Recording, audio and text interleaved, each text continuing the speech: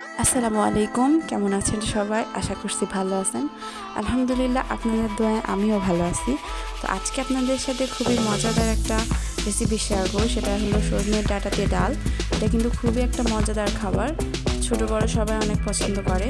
তো চলেন কথা না বাড়িয়ে ভিডিওটা শুরু করা যাক। তো আমি এখানে হাফ কেজি পরিমাণে ডাঁটা নিয়ে নিয়েছি। এটা কিন্তু একদমই ফ্রেশ গাছের ডাঁটা। এটা আমি এখন কেটে ধুয়ে নিয়েছি।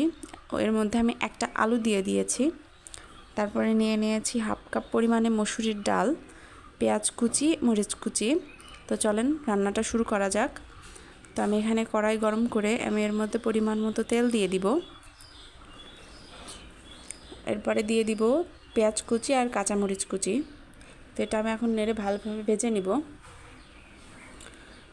তো হালকা ভেজে নেওয়ার পর এর মধ্যে দিয়ে দিব ডাঁটা আর আলু।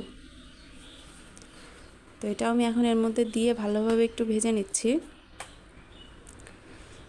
এরপরে দিয়ে দিব 1 চামচ লবণ, ধনিয়ার গুঁড়া, ঝালের গুঁড়া আর হলুদের গুঁড়া দিয়ে ভালোভাবে ভেজে নিচ্ছি।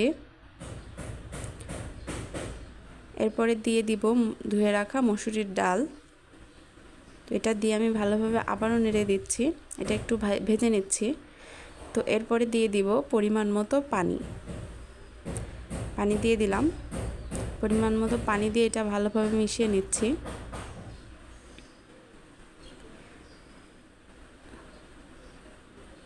সজনের ডাঁটা দিয়ে ডাল খেতে কিন্তু সবারই অনেক ভালো লাগে। এই গরমের সিজনে কিন্তু মাছ মাংস কিছুই অতটা ভালো লাগে না, কিন্তু এই সজনের ডাঁটা দিয়ে ডাল খুবই মজা লাগে। তো কার কার পছন্দ অবশ্যই কমেন্টে জানাবেন, আমার কিন্তু অনেক বেশি ভালো লাগে।